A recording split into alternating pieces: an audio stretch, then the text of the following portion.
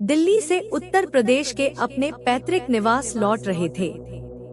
Train काफी late हो चुकी थी। वे अपने स्टेशन पर उतरे तो रात के 1:30 बज चुके थे। छोटे स्टेशनों पर देर रात को सवारी मिलने में दिक्कत होती है। फिर राकेश का घर शहर के बाहर पड़ता था, इसलिए वे रेलवे लाइन के किनारे किनारे चलने लगे। जैसे ही वे प्लेटफॉर्म छोड़कर पटरियों के किनारे आए, उन्होंने एक युवती को साथ चलते देखा। उन्होंने पूछा तो उसने बताया कि वह हॉस्टल से घर आ रही थी। ट्रेन लेट होने के कारण परेशानी में पड़ गई। इत्तेफाक से उसका घर उस गुमटी के पास ही था जहां से राकेश के घर का रास्ता निकलता था। उसने कहा कि ठीक है, उसे घर पहुंचा कर ही वह आगे बढ़ेगा। उसने बताया कि वह इंटर में पढ़ती है और उसके पिता का नाम अर्जुन सिंह है। उसने पूछा कि क्या आप बैडमिंटन खेलते हैं? राकेश ने कहा हाँ, खेलता हूँ। उसने बताया कि वह टूर्नामेंट में उसे खेलते हुए देख चुकी है। रेल लाइन के एक तरफ खेत थे, दूसरी तरफ छिटपुट आबादी। कुछ घर अभी बन ही रहे थे, कुछ घरों से रोशनी आ रही थी। उसके साथ बात करते हुए कब हम रेल फाटक के पास पहुंच गए पता ही नहीं चला। उसने इशारे से राकेश को अपना घर दिखाते हुए कहा कि अब वह चली जाएगी। राकेश ने कहा कि उसे घर तक पहुंचाकर आगे बढ़ेगा, लेकिन उसने कहा अब कोई परेशानी नहीं। अंततः राकेश ने कहा कि वह घर पहुंचने के बाद आवाज देगी, तभी वह आगे बढ़ेगा। बहरहाल उसने अपने दरवाजे पर पहुंचने के बाद आवाज दी। वह अपने रास्ते चल पड़ा। 2-4 दिन बाद राकेश शहर की ओर निकला तो उसके घर के पास से गुजरते हुए उसे लड़की की याद आई। उसने पास के एक दुकानदार से पूछा कि अर्जुन सिंह जी का घर कौन सा है।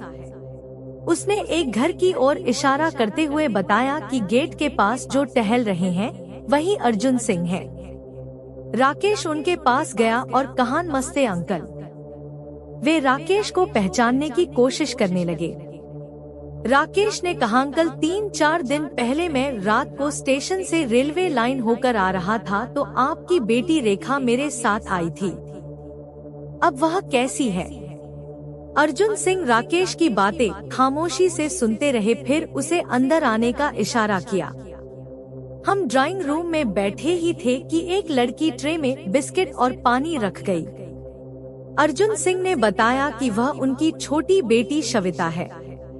राकेश ने पूछा रेखा कहाँ है? इस पर अर्जुन सिंह ने दीवार की ओर इशारा किया। वहाँ रेखा की तस्वीर टंगी थी, जिस पर माला पहनाया हुआ था। मैं चौंका।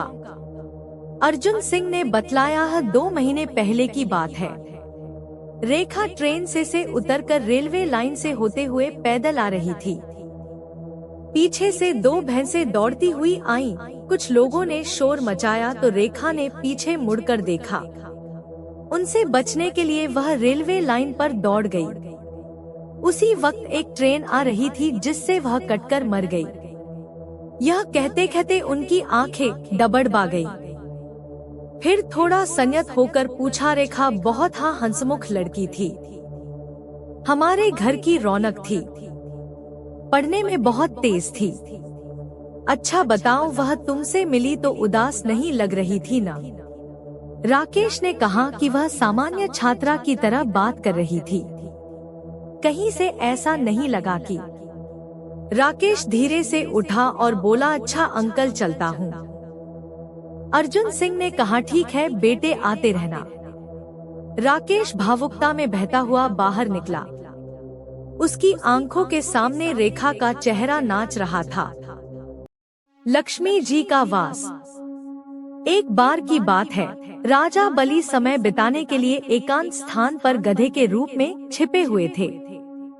देवराज इंद्र उनसे मिलने के लिए उन्हें ढूंढ रहे थे।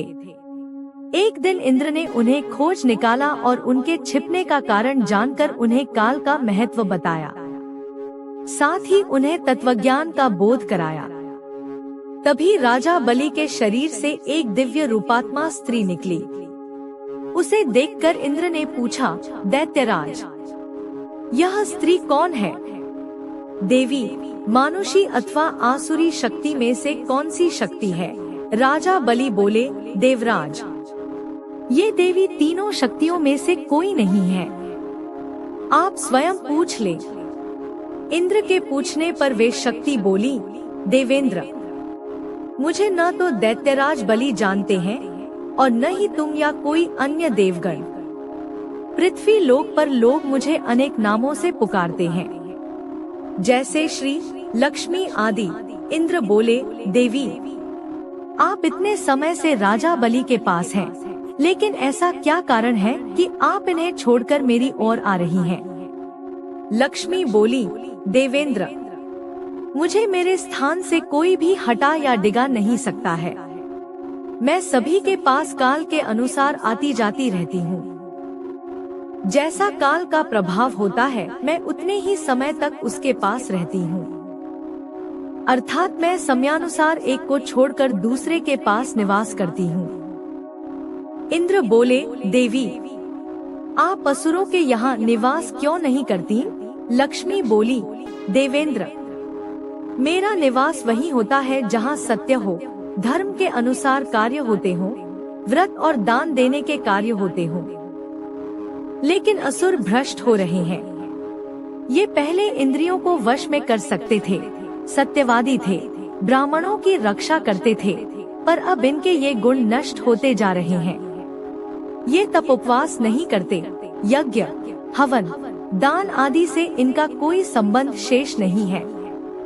पहले ये रोगी, स्त्रियों, वृद्धों, दुर्बलों की रक्षा करते थे, गुरुजन का आदर करते थे, लोगों को क्षमादान देते थे। लेकिन अब अहंकार, मोह, लोभ, क्रोध, आलस्य, अविवेक, काम आदि ने इनके शरीर में जगह बना ली है। ये लोग पशु तो पाल लेते हैं, लेकिन उन्हें चारा नहीं खिलाते, उनका पूरा दूध निकाल लेते हैं और पशुओं के बच्चे भूख से चीत्कारते हुए मर जाते हैं। ये अपने बच्चों का लालन पालन करना भूलते जा रहे हैं। इनमें आपसी भाईचारा समाप्त हो गया है। लूट, खसोट, हत्या, व्यभिचार, कलह, स्त्रियों की पतिव्रता नष्ट करना ही इनका धर्म हो गया है। सूर्योदय के बाद तक सोने के कारण स्नान ध्यान से ये विमुख होते जा रहे हैं। इसलिए मेरा मन इनसे उचट गया। देवताओं का मन अब धर्म में आसक्त हो रहा है, इसलिए अब मैं इन्हें छोड़कर देवताओं के पास निवास करूंगी। मेरे साथ श्रद्धा, आशा, क्षमा, जया, शांति, संतति, धृति और विजति ये 8 देवियां भी निवास करेंगी। देवेंद्र, अब आपको ज्ञात हो गया होगा कि मैंने इन्हें क्यों छोड़ा है। साथ ही आपको इनके अवगुणों का भी ज्ञान हो गया होगा। तब इंद्र ने लक्ष्मी को प्रणाम किया और उन्हें आदर सहित स्वर्ग ले गए।